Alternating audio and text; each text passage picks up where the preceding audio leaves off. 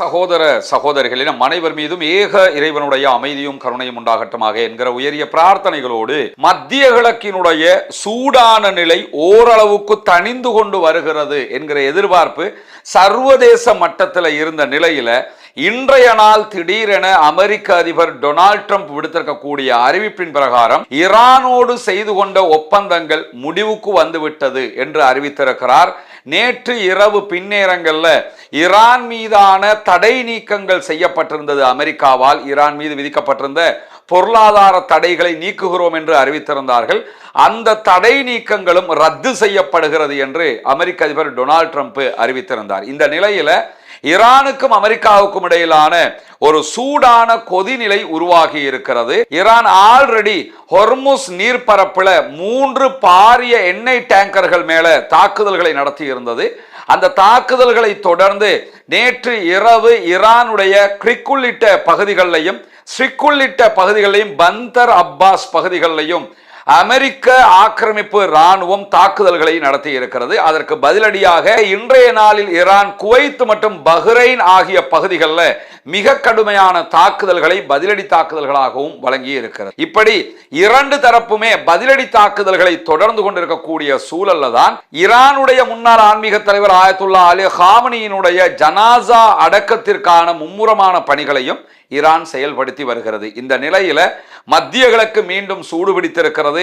ஈரானுடனான ஒப்பந்தம் மீண்டும் இழுபறி நிலையை சந்தித்திருக்கிறது என்கிற செய்திகளுக்கு மத்தியில இன்றைய நாளில் அமெரிக்க அதிபர் டொனால்ட் ட்ரம்ப் நேட்டோவினுடைய மாநாட்டில் பங்கெடுத்த நிலையில் தான் இந்த கருத்துக்களை சொல்லியிருக்கிறார். நேட்டோவினுடைய மாநாட்டில் கலந்து கொண்டு ஊடகவியலாளர்களிடம் பேசும்போது அமெரிக்க அதிபர் டொனால்ட் ட்ரம்ப் மிக முக்கியமான பல செய்திகளை சொல்லியிருக்கிறார்.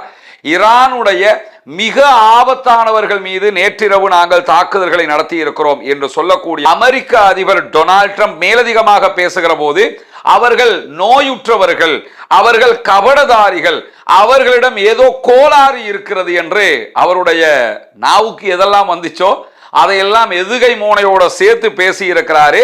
புரிந்துணர்வு ஒப்பந்தம் தொடர்பாக பத்திரிகையாளர்கள் கேட்கிற நேரத்தில் அது முறிந்து விட்டது என்று நான் நினைக்கிறேன் என்கிற ஒரு வார்த்தையை அவர் பயன்படுத்தியது மட்டுமல்லாமல் அவர்களோடு பேச்சுவார்த்தையை கையாளுவது என்பது நேர விரயம், டைம் வேஸ்ட் ஆகிக்கிட்டு இருக்குது, ஏன் நாங்க அதை பண்ணிக்கிட்டு இருக்கணும், அதனாலதான் அந்த ஒப்பந்தத்தை முறிஞ்சிருச்சுன்னு நான் நினைக்கிறேன் அப்படிங்கிற வார்த்தையை அமெரிக்க அதிபர் டொனால்ட் ட்ரம்ப் பயன்படுத்துறது மட்டுமல்லாம ஒப்பந்தம் இல்லாமலேயே ஈரானை அணு ஆயுதமற்ற நாடாக மாற்ற முடியும் என்று நாங்கள் நினைக்கிறோம் அப்படிங்கிறாரு. ஒப்பந்தம் போட்டே மாற்ற முடியல, ஒப்பந்தம் இல்லாமலே எங்களுக்கு மாற்ற முடியும் என்று நாங்கள் நம்புகிறோம் என்று சொல்லி சினிமா பாணியில ஒரு பேச்சு அவர் பேசியிருக்கிறது மட்டுமல்லாம மூடிய கதவுகளுக்கு பின்னால் எங்களுக்கும் ஈரானுக்கும் இடையில நடைபெற்ற ஒப்பந்தங்கள் தொடர்பாக ஈரான் வெளி உலகுக்கு தவறான பல செய்திகளை சொல்லி இருக்கிறது அப்படிங்கிறாரு. அங்க தவறான செய்தி ஒன்றும் சொல்லல, ஒப்பந்தத்துல போட்டதை அப்படியே டிஸ்பிளே பண்ணினாங்க. இதெல்லாம் வெளியே தெரிஞ்சா நமக்கு கேவலமா போயிருமே நினைச்சுக்கிட்டு இருந்தது அமெரிக்கா. ஆனா ஈரான் மறைக்காம வெளியில சொல்லி இருக்குது. அதைத்தான் ரொம்ப புலம்பலாக ஈரான் இப்படி எல்லாம் செய்திருக்க கூடாது என்று விரக்தியை வெளிப்படுத்தக்கூடிய அமெரிக்க அதிபர் டொனால்ட் ட்ரம்ப் என்ன சொல்றாருன்னு கேட்டா, ஈரானுக்கும் அமெரிக்காவுக்கும் இடையில ஒரு ஒப்பந்தம் நிரந்தரமாக ஏற்படுமா என்பதே எனக்கு தெரியல அப்படிங்கிறாரு. ஏன்னா இந்த ஏற்கனவே பேசிக்கிட்டு இருந்ததே முறிஞ்சிருச்சுங்கிறாரு. திருப்பி எப்படி கண்டினியூ ஆகும் என்கிற ரீதியில் அவருடைய கருத்துக்கள் அமைந்திருந்தது மட்டுமல்லாம ஈரானியர்கள் ரொம்ப மோசமாக நடந்து கொள்கிறார்கள் அப்படின்னு புலம்பி தள்ளிட்டாப்புல தலைவர். ஏன்னா இப்படி புலம்பலோடு இருந்த அமெரிக்காவினுடைய எந்த அதிபரையும் நீங்க பார்க்க முடியாது. ஈராக் வாராக இருந்தாலும் சரி, ஆப்கானிஸ்தான் வாராக இருந்தாலும் சரி, வியட்நாம் மீதான தாக்குதல்களாக இருந்தாலும் சரி, இப்படி தனக்குத்தானே புலம்பிய எந்த ஒரு அமெரிக்க அதிபரையும் அமெரிக்க வரலாறு கண்டிருக்கவில்லை.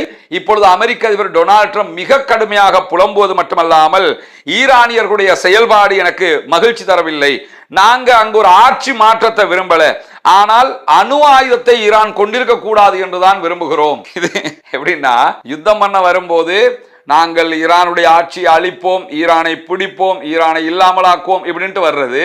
இப்ப வந்து யுத்தம் பண்ணி தோல்வி அடைஞ்சதோட அங்க ஆட்சி மாற்றத்துக்கெல்லாம் நாங்க வரல, அவங்க அணு ஆயுதம் பண்ணக்கூடாதுங்கிறது மட்டும்தான் எங்களுடைய இலக்காக இருந்தது அப்படின்னு சொல்லிட்டு இன்றைக்கு பேசுகிற நேரத்தில் மிக தெளிவாக அவர் சொன்ன ஒரு செய்தி என்னன்னு கேட்டா, இன்று இரவும் ஈரான் மீது மிக கடுமையான பதிலடி தாக்குதல்களை நாங்கள் நடத்தக்கூடும் அப்படின்னு சொல்லி எச்சரிக்கை விடுத்திருக்கிறார் அமெரிக்க அதிபர் டொனால்ட் ட்ரம்ப் அவர்கள். உக்ரைனுடைய அதிபர் ஜெலன்ஸ்கியோடு பேசிக் கொண்டிருந்த நேரத்தில் பத்திரிகையாளர்களை சந்திக்கும் போதுதான் இந்த மேலதிக தகவல்களை சொல்றாரு. ஒரு சிறிய எச்சரிக்கையை நான் விடுக்கிறேன், இன்றிரவு நாங்கள் ஈரானை மிக கடுமையாக தாக்குவோம் என்கிற வார்த்தையும் அவர் பயன்படுத்தியிருந்தார். இந்த இடத்துல நம்ம கவனிக்க வேண்டிய ஒரு விஷயம் என்னன்னு கேட்டா, டொனால்ட் ட்ரம்பை பொறுத்தவரையில அவருடைய பாணியாக எது இருந்தது என்றால், ஈரான் தொடர்பாகவோ யார் தொடர்பாக ஒரு விஷயத்தை சொன்னா திரும்ப திரும்ப திரும்ப திரும்ப அதையே பேசிக்கிட்டு இருப்பாரு. ஆனா ஈரானுடனான ஒப்பந்தம் முறிஞ்சிருச்சு அப்படிங்கிற வார்த்தையை ஒரே ஒரு தடவை ஒரே ஒரு செட்டிங்ல மட்டும் தான் அவர் பேசினாரு. அதற்கு பிறகு பல மேடைகளை அவர் நேட்டோவினுடைய நிகழ்வுல சந்தித்தாலும் அங்க எங்கேயுமே இந்த வார்த்தைகளை அவர் பயன்படுத்தவில்லை என்பதையும் நம்ம புரிந்து கொள்ளுகிற அதே நேரத்தில், நேற்றைய தினம் ஈரான் ஹொர்முஸ் நீர்ப்பரப்புல பயணித்த 3 கப்பல்கள் மீது தாக்குதல்களை நடத்தியதை தொடர்ந்துதான் ஈரான் மீது அமெரிக்கா நேற்றிரவு தாக்குதல்களை நடத்தியது. அந்த தாக்குதல்களில் ஈரானுடைய சிரிக் துறைமுகம் சேதமடைந்திருக்கிறது என்று சொல்லி இன்றைக்கு ஈரான் அறிவித்திருக்கிறது. அதில் 4 பேர் காயமடைந்திருக்கிறார்கள் என்கிற செய்திகளும் தரப்பட்டிருக்கிறது. தெற்கு ஈரானில் இருக்கக்கூடிய சிரிக் துறைமுகத்தின் மீது நடத்தப்பட்ட அமெரிக்காவினுடைய தாக்குதலில் 4 பேர் காயமடைந்திருக்கிறார்கள். அதே போன்று கடல்சார் உட்கட்டமைப்பும் சேதமடைந்திருக்கிறது என்று சொல்லி ஈரானுடைய உத்தியோகபூர்வ அரச செய்தி நிறுவனமாக இருக்கக்கூடிய இர்னா வெளியிட்டிருக்கக்கூடிய செய்திகளில் சொல்லப்பட்டிருப்பது மட்டுமல்லாமல், துறைமுகம் பகுதிக்குள்ள 2 அலைகளாக அமெரிக்கா தாக்குதல்களை நடத்தி இருக்கிறது. இந்த தாக்குதல்களில் உள்ளூர் வர்த்தக கப்பல்கள், அருகிலே இருந்த தொலைத்தொடர்பு கோபுரங்கள் உள்ளிட்ட பல தாக்குதல்களுக்கு இலக்குகள் ஆளாகி இருக்கிறது என்கிற செய்திகளையும் சொல்லி இருக்கிறார். எனவே ஈரானுடைய சிரிக் துறைமுகத்தில் பலத்த பாதிப்பு ஏற்பட்டிருக்கிறது என்பதை ஈரானே செய்தியாக சொல்லி இருக்கிற அதே நேரத்தில் பந்தர் அப்பாஸ் விமான நிலையத்திற்கு எந்த விதமான சேதங்களும் ஏற்படவில்லை என்று சொல்லியும் ஈரான் விடுத்திருக்கக்கூடிய அறிவிப்பை பார்க்க முடியும். பந்தர் அப்பாஸ்ங்கிறது ஈரானுடைய ஈரல் மாதிரி இருக்கக்கூடிய ஒரு பகுதி. அங்க பாரிய துறைமுகம் இருக்கிறது. அதை தாண்டி அங்கு ஒரு பெரிய விமான நிலையம் இருக்கிறது. அந்த விமான நிலையத்தின் மீது அமெரிக்கா தாக்குதல்களை நடத்தி இருந்தது. அந்த தாக்குதல்களில் எங்களுக்கு பெரிய பாதிப்புகள் எதுவுமே இல்லை. பந்தர் அப்பாஸ் சர்வதேச விமான நிலையத்தின் உட்கட்டமைப்புகளுக்கோ அல்லது உபகரணங்களுக்கோ எந்த விதமான சேதங்களும் ஏற்படவில்லை என்று சொல்லி ஹார்முஸ்கான் மாகாண விமான நிலைய அதிகாரிகள் தெரிவித்திருக்கிறார்கள் என்று சொல்லி இர்னா வெளியிட்டிருக்கக்கூடிய செய்தியில நம்ம பார்க்க முடியும். எனவே ஈரான் மீது நடத்தப்பட்ட தாக்குதல்களை சிரிக் துறைமுகத்தில் தான் மிக கடுமையான தாக்குதல்கள் நடத்தப்பட்டிருக்கிறது என்கிற செய்திகளுக்கு மேலதிகமாக ஹார்முஸ் ஜலசந்தியில ஏற்கனவே ஈரான் நடத்திய 3 தாக்குதல்கள், கப்பல்கள் மேல நடத்திய தாக்குதல்களை பொறுத்தவரையில அந்த கப்பல்கள் சவுதி அரேபியாவுக்கு சொந்தமான கப்பல்கள் என்கிற தரவுகள் வெளியாகி இருக்கிறது. சவுதி அரேபியாவுடைய தேசிய கப்பல் போக்குவரத்து நிறுவனமாக இருக்கக்கூடிய பஹ்ரிக்கு சொந்தமான 3 கப்பல்கள் மேலதான் இந்த தாக்குதல்கள் நடத்தப்பட்டிருக்கு. அதிலும் குறிப்பாக கச்சா எண்ணெயை ஏற்றிக்கொண்டு சென்ற ஒரு பாரிய டேங்கர் கப்பலாக இருக்கிற வாடியான் மேல தாக்குதல் நடத்தப்பட்டிருக்கிறது. அதே போன்று எம்டி அல் ரகாயத் என்கிற ஒரு கப்பல், இந்த கப்பல் ஆரம்பத்தில் கத்தருக்குரியது என்று சொல்லப்பட்டாலும் இந்த கப்பலும் சவுதி அரேபியாவுக்குரியது என்கிற செய்திகளை நம்ம இன்றைக்கு பார்க்க முடிகிறது. அதே நேரம் எம்டி சைப்ரஸ் என்கிற ஒரு கப்பல் மேலேயும் தாக்குதல் நடத்தப்பட்டிருக்கிறது. இந்த கப்பல்கள் மீது நடத்தப்பட்ட தாக்குதல்களுக்கு பதிலடியாகத்தான் ஈரான் மீது அமெரிக்காவுடைய சன்காம் தாக்குதல்களை நடத்தி இருக்கிறது. ஈரானுடைய வான் பாதுகாப்பு அமைப்புகள் உட்பட 80 இலக்குகளை நாங்கள் அளித்திருக்கிறோம் என்று சொல்லி அமெரிக்காவினுடைய ராணுவம் வெளியிட்டிருக்கக்கூடிய செய்திகள்ல நம்ம இன்னைக்கு பார்க்க முடிகிறது. எனவே ஈரானை நோக்கி, ஈரானுடைய தளங்களை நோக்கி 80 தாக்குதல்களை நடத்தி இருக்கிறது அமெரிக்காவினுடைய ஆக்கிரமிப்பு படைகள். அதிலும் ஈரானுடைய IRGCக்கு சொந்தமான கடல்ல சுற்றி திரியக்கூடிய சிறிய ரக IRGCயினுடைய போட்டுகள் 60 போட்டுகளை நாங்கள் அளித்திருக்கிறோம் என்று சொல்லியிருக்கிறார். துல்லியமா 60 போட்டு அழிச்சிருக்கிறோம் அப்படிங்கிற செய்திகளையும் சொல்லியிருக்கிறாங்க. இதுவெல்லாம் அந்த சுத்தி திரியக்கூடிய போட்டுகள் என்று சொல்லப்படுகிறது. பெரும்பாலும் இவை ஆளில்லா போட்டுகளாக இருக்கும். ஆனால் ஈரான் இந்த செய்தியை உறுதிப்படுத்தவில்லை என்பதை நம்ம புரிஞ்சுக்கிறோம். 80 இலக்குகள் மேல அட்டாக் பண்ணதா சொல்றாங்க. அதுல 60 இந்த சின்ன சின்ன சின்ன சின்ன குட்டி குட்டி போட்டுகள் என்கிற செய்திகள் வந்திருக்கிறது. பெரும்பாலும் ஆளில்லாத போட்டுகள் என்னும் போது அதுல இழப்புகளும் கிடையாது. ஈரானுக்கு போட் மட்டும் தான் இல்லாம போயிருக்கும். 60 இல்லாம போயிருந்தா கூட இப்படியான ஒரு தாக்குதலை தான் ஈரான் மீது அமெரிக்கா நேற்றைய தினம் தொடுத்திருக்கிறது என்கிற செய்திகளுக்கு மத்தியில இன்றைய நாள் ஈரான் விடுத்திருக்கக்கூடிய செய்திகளில் அமெரிக்காவினுடைய வரம்பு மீறிய தாக்குதல்களை ஈரான் ஒருபோதுமே பொறுத்து கொள்ளாது, சகித்து கொள்ளாது என்கிற செய்திகளை சொல்லியிருப்பது மட்டுமல்லாம ட்ரம்பினுடைய இந்த ஒப்பந்தம் ஈரானுக்கும் அமெரிக்காவுக்கும் இடையிலான ஒப்பந்தம் முறிந்து விட்டது என்கிற அறிவிப்பு தொடர்பாக பேசுகிற நேரத்தில் தெஹ்ரான்ல இருக்கக்கூடிய வியூக ஆய்வுகளுக்கான மையத்தின் ஆய்வாளராக செயல்படக்கூடிய அலி அக்பர் தரேனியிடம் அல் ஜசீரா இன்றைக்கு அமெரிக்க அதிபர் இப்படி சொல்லி இருக்கிறார், ஈரான் அதற்கு பதிலடி கொடுக்கும் என்றெல்லாம் சொல்லுகிறது.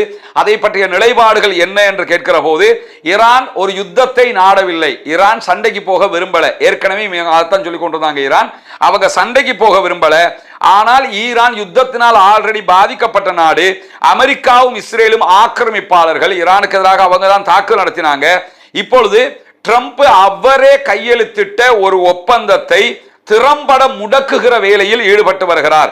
எனவே ஈரான் யுத்தத்தை விரும்பவில்லை என்று சொன்னாலும் ஹொர்முஸ் ஜலசந்தியை கட்டுப்படுத்தும் விதமாக ஈரான் மத்திய கிழக்கு முழுவதுமே ஒரு பரந்த புவியியல் பகுதியை உள்ளடக்கி இருக்கக்கூடிய கிடைமட்ட யுத்தத்திற்கு போவதற்கு வாய்ப்பு இருக்கிறது என்று சொல்லப்படுகிறது. கிடைமட்ட யுத்தம் என்று எதை சொல்லுவாங்கன்னு கேட்டா, ஒரு ஏரியாவில் அட்டாக் பண்ணாம எல்லா ஏரியாவிலும் ஆல்ரெடி அமெரிக்காவும் இஸ்ரேலும் ஈரானுக்கு அட்டாக் பண்ணும்போது ஈரான் பதிலடி கொடுத்ததா இல்லையா, அது கிடைமட்ட யுத்தம் தான். பதிலடி கொடுக்கும் போது அமெரிக்காவுடைய கப்பலுக்கும் அடிப்பாங்க, அமெரிக்காவுடைய தளங்களுக்கும் அடிப்பாங்க, அரபு நாடுகள் இருக்கக்கூடிய அமெரிக்காவுடைய ராணுவ தளங்களுக்கு அடிச்சாங்க. அதை தாண்டி அமெரிக்காவினுடைய மற்ற தீவுகளில் இருக்கக்கூடிய தளங்கள் மேல அடிச்சாங்க, இஸ்ரேல் மேல அடிச்சாங்க. இதுக்கெல்லாம் என்ன சொல்றதுன்னா கிடைமட்ட தாக்குதல் என்று சொல்லுவாங்க. சுற்றி வளைச்சு கிடக்கிற இடம் எல்லாத்துக்குமே அடிக்கிறது. இந்த மாதிரியான ஒரு நேரடி யுத்தத்திற்கு மீண்டும் ஈரான் நுழையக்கூடும் என்று சொல்லி ஈரானுடைய ஆய்வாளர்கள் சொல்லக்கூடிய கருத்துக்களையும் இன்றைக்கு அல் ஜசீரா கோடிட்டு காட்டியிருப்பது மட்டுமல்லாமல், அமெரிக்க தாக்குதல்களை தொடர்ந்து ஐஆர்ஜிசி அமெரிக்காவுக்கு பதிலடி கொடுத்திருக்கிறது. அந்த பதிலடி பஹ்ரைன் மீதும் குவைத் மீதும் நடத்தப்பட்டிருக்கிறது. கிட்டத்தட்ட 85 இடங்களில் ஈரான் தாக்குதல்களை நடத்தி இருக்கிறது என்று ஐஆர்ஜிசி பதிலடி அறிவிப்பில் சொல்லி இருக்கிறது. ஏற்கனவே ஈரான் மேலே 80 இடங்களுக்கு தாக்குதல் நடத்தினோம்னு அமெரிக்கா சொல்லி இருந்தாங்க. அதுக்கு பதிலடியாக 85 இடங்கள்ல ஈரான் அமெரிக்காவுடைய தளங்கள் மேல பஹ்ரைன்லையும் குவைத்திலையும் தாக்குதல்களை நடத்தி இருக்கிறார்கள். இன்றைக்கு அதிகாலை மாத்திரம் குவைத் வான்வெளியில 2 பாலிஸ்டிக் ஏவுகணைகள் 13 ஆளில்லா விமான தாக்குதல்கள் நடத்தப்பட்டிருக்கிறது என்கிற செய்திகளை குவைத் ராணுவம் சொல்லி இருக்கிறது. உயிரிழப்புகள் எதுவுமே ஏற்படவில்லை. அதே நேரத்தில் இந்த சம்பவங்களுக்கு மத்தியில இன்றைய நாள்ல இஸ்ரேலுக்கு ஒரு முக்கியமான பயணத்தை அமெரிக்காவுடைய பாதுகாப்பு செயலராக இருக்கக்கூடிய பீட் ஹெக்ஸத் மேற்கொள்ள இருந்தார் என்கிற செய்திகள் வெளியாகி இருந்தது. பீட் ஹெக்ஸத் இஸ்ரேலுக்கு போறாரு, பேச்சுவார்த்தைகள் நடத்த போகிறாரு என்கிற செய்திகள் வந்திருந்த நிலையில இஸ்ரேல் இன்றைக்கு விடுத்திருக்கக்கூடிய ஒரு அறிவிப்புல என்ன சொல்றாங்கன்னா, எங்களுடைய ராணுவம் பக்கா தயார் நிலையில் இருக்கிறது, ஈரானோடு ஒரு யுத்தத்துக்கு நாங்க ரெடியா இருக்கிறோம் அப்படின்னு இருக்காங்க. அவங்களுக்கு தேவையாதானே அமெரிக்கா இதை முடக்கணும், அமெரிக்காவுக்கும் ஈரானுக்கும் இடையில ஒப்பந்தம் கலாப்ஸ் ஆகணும், அதுக்கு பிறகு சண்டைக்கு போகணும். அப்படி போனா தான் தேர்தலில் ஜெயிக்க முடியுங்கிறதுனால எங்க போர்சஸ் ரெடியா இருக்கிறாங்க அப்படின்னு இருக்கிறாங்க. உடனடியாக இதற்கு பதில் சொல்லி இருக்கக்கூடிய ஈரான், நாங்க ஆல்ரெடி ரெடியா தான் இருக்கிறோம் என்கிற விதமாக பதிலடியை கொடுத்திருக்கக்கூடிய நிலையில பீட் ஹெக்ஸத் அவசரமாக இஸ்ரேலுக்கு பயணம் மேற்கொள்ள இருந்தது. எதுக்காக என்று சொல்லி சொன்னா, இந்த அமெரிக்காவினுடைய உலகின் மிக பவர்ஃபுல்லான விமானமாக சொல்லப்படக்கூடிய தாக்குதல் விமானம் F-35 விமானங்கள். இந்த விமானங்களை இஸ்ரேலுக்கு மத்திய கிழக்குல கொடுத்து வச்சிருக்கிறாங்க அமெரிக்கா. இதை தவிர்த்து வேறு யாருக்குமே அவங்க கொடுக்கல. மத்திய கிழக்குல ஆல்ரெடி சவுதி அரேபியா பேச்சுவார்த்தைகளை நடத்தி கொண்டிருந்தாலும் இந்த ரக விமானங்களை அவங்க கொடுக்க மாட்டேங்கிறாங்க. F-15 வகையான விமானங்களை பஹ்ரைன் உள்ளிட்ட நாடுகளுக்கு அவங்க கொடுத்திருக்கிறது நமக்கு எல்லாம் தெரியும். இப்படியான ஒரு சூழல்ல துருக்கிக்கும் அமெரிக்காவுக்கும் இடையிலான ஒரு பேச்சுவார்த்தை வெற்றிகரமாக முடிந்திருக்கிறது. துருக்கியினுடைய அதிபர் அர்துகானோடு நடத்தப்பட்ட பேச்சுவார்த்தைகளின் பிரகாரம் அமெரிக்கா துருக்கிக்கு F-35 விமானங்களை கொடுப்பதற்கு ஒப்புக்கொண்டிருக்கிறது.